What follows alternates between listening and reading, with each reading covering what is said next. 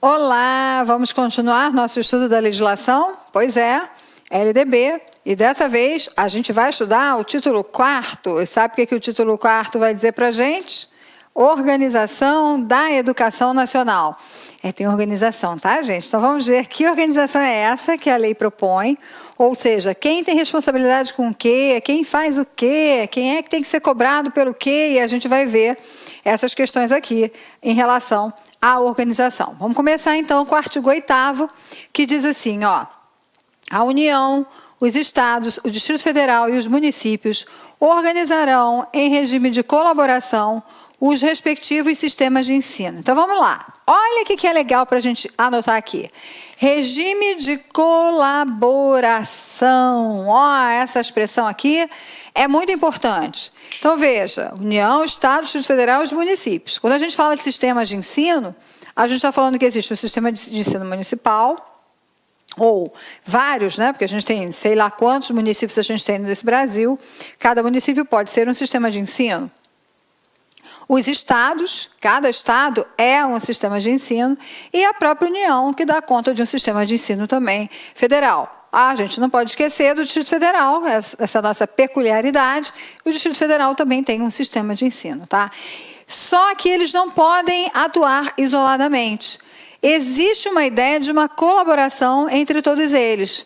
Porque a gente vai ver que da forma como a educação foi organizada, um ente federativo necessita estar articulado com o outro para garantir ao aluno esta experiência educativa, esta formação, as aprendizagens que são necessárias a quem ele tem direito, porque lembra que tem uma questão de cidadania envolvida, tá?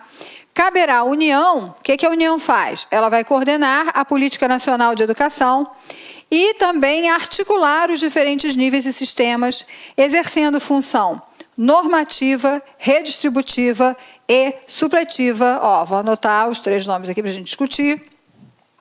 Em relação às demais instâncias educacionais. Então, assim, a União, ela vai elaborar e vai coordenar toda essa questão da política nacional. E quando essa política nacional ela é elaborada, ela precisa ser pensada de uma forma que articule todos os sistemas de educação, tá? Articulando todas as questões. Então, a União pensa para que todo mundo possa executar. Tá? Então, ela determina para que isso seja executado. Não pensa na União mandando numa perspectiva extremamente vertical, porque não é assim que a gente está falando. Tá? A gente está dizendo que existem também contribuições para que essas elaborações da União sejam feitas, tem participação de estados e municípios. Mas, de fato, quem determina, quem bate o martelo e diz a política agora é essa, é a União. Olha a lei mudando a partir de quem bateu o martelo, União. E essa lei, quando muda, ela traz impactos para estados e para municípios.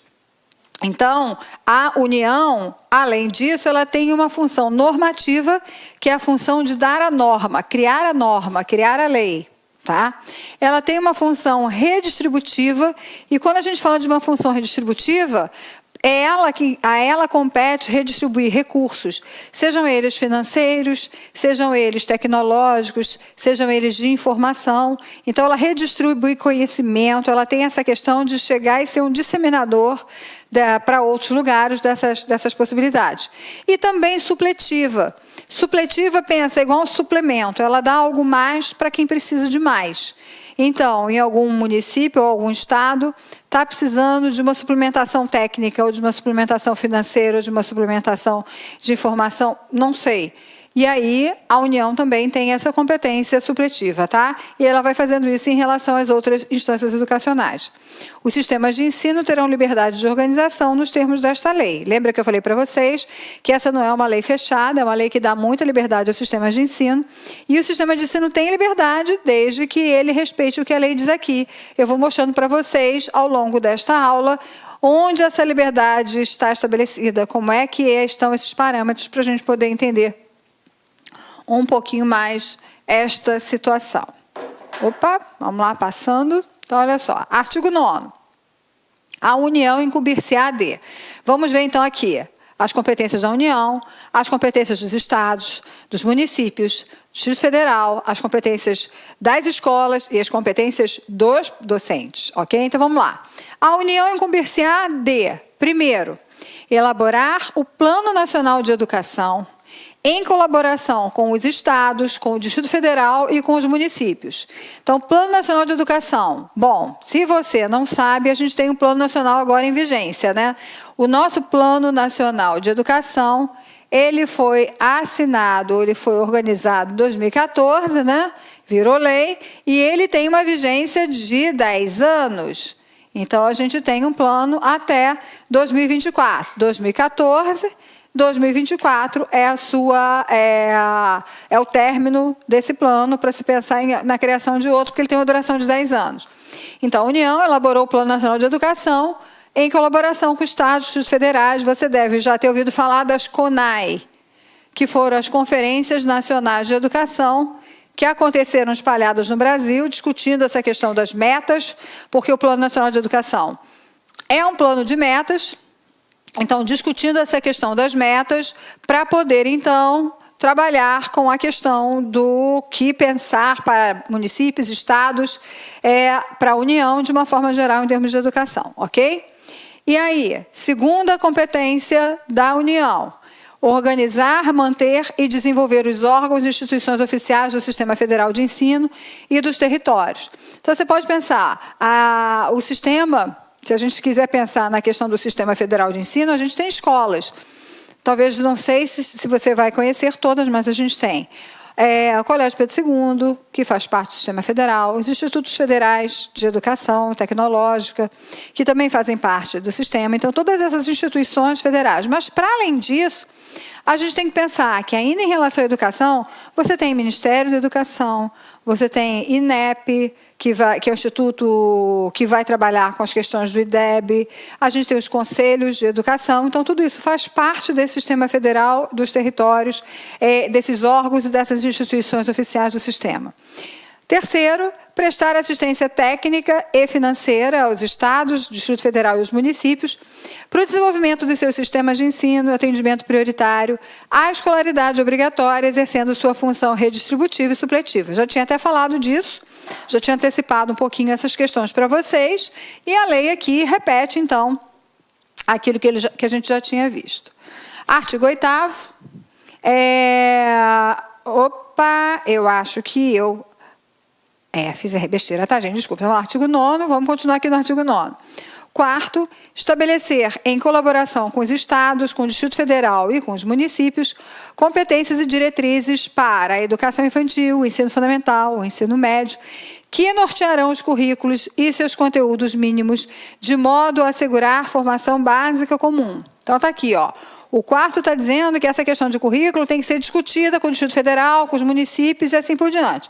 Mas a gente tem um quarto A, um adendo aqui no inciso 4º, que diz aqui, ó, estabelecer, em colaboração com os estados, o Distrito Federal e os municípios, diretrizes e procedimentos para identificação, cadastramento e atendimento na educação básica e na educação superior de alunos com altas habilidades ou superdotação. Notem que essa é uma alteração de 2015, ou seja, uma alteração ainda considerada recente. Então, ao mesmo tempo que todo mundo, em colaboração, tem que discutir as diretrizes de currículo, tem que pensar nessas competências para todas as etapas educativas que vão até o ensino médio, porque são as grandes competências de municípios, estados e do Distrito Federal. Além disso, há que se pensar nesse cadastramento e também no atendimento, e aí na educação básica e também na superior, para esses alunos com altas habilidades ou superdotação.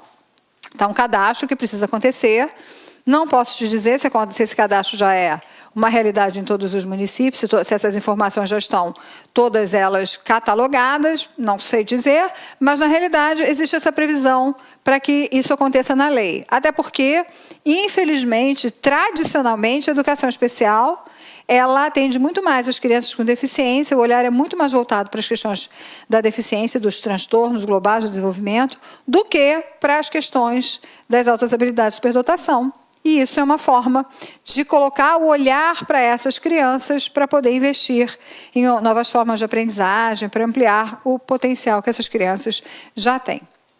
O quinto, ainda em relação à União, que tem que coletar, analisar e disseminar informações sobre a educação. Então, pesquisas, vocês podem ver que quando há, por exemplo, as provas, você tem a Prova Brasil, todo o resultado depois é divulgado não só para as pessoas da escola, mas toda a população sabe onde acessar para que possa investigar alguma coisa, então ela tem esse papel de coletar, de analisar e de disseminar essas informações. Também de assegurar processo nacional de avaliação do rendimento escolar, no ensino fundamental, médio e superior, em colaboração com os sistemas de ensino, objetivando a definição de prioridades e a melhoria da qualidade do ensino. Então, sempre em parceria, esse Processo Nacional de Avaliação do Rendimento Escolar, que é a ANRESC, que vai justamente pensar nessas questões de avaliar, como avaliar, e dessa avaliação fazem parte as provas. Vocês sabem que as provas, seja a Provinha Brasil, a Prova Brasil, elas têm, ou a ANA, né, que é a Avaliação Nacional de Alfabetização, elas têm sempre uma parte de um questionário para ser respondido pela escola ou pelas crianças, dependendo da idade, ou pelos dois, né? Então, sempre pensando nessa questão da melhoria da qualidade do ensino. Baixar normas gerais sobre cursos de graduação e pós-graduação. A União é a responsável direta sobre os cursos de graduação e de pós-graduação. Quando a gente fala de pós-graduação na lei, pensa especialmente em mestrado e doutorado, porque o que a gente chama de pós, a lei vai tratar mais como uma especialização, que é a pós-lato sensu, e a pós-graduação estrito sensu, que é o mestrado e doutorado. Então, pensar nessas normas... Olá, meus amigos, minhas amigas, sou o professor Luiz Antônio Carvalho, com muita satisfação, muito orgulho, estou aqui para lhe apresentar a nossa isolada de conhecimentos pedagógicos aqui da Lá Concurso, né? Antes de mais nada, eu peço licença, você estava assistindo no vídeo aí, ou do professor Bodão, ou da professora Márcia Gil, mas esse vídeo, nós temos a intenção de ser apenas um vídeo demonstrativo, para você conhecer a qualidade dos nossos professores. Esse vídeo representa apenas 20% da videoaula, da aula inteira. Quer assistir o restante? Então clique aqui embaixo que você tem um link, esse link vai direcionar você aí lá para o nosso site, uma isolada de conhecimentos pedagógicos total, né? Todas as aulas do professor César Bodão e todas as aulas da professora Márcia Gil. Investimento apenas R$ 80,00, 2 professores, prazo de acesso 60 dias, e durante esses 60 dias você pode assistir quantas vezes na hora que quiser, na hora que desejar, né? Tá certo? Carga horária 84 horas, né? Atualmente, eu digo atualmente por quê? Porque dentro desse prazo de 60 dias nós podemos ter aí alguma atualização, e esse módulo recebe aí todas as atualizações durante esse período, né? Quantidade de aulas, 109 horas, né? Ou seja, só aqui na Lá Concurso vocês podem ter certeza aí que é o melhor módulo de isolada de conhecimentos bancários existentes aí no mercado. Forte abraço, espero vocês. Fui, tchau. Clique lá.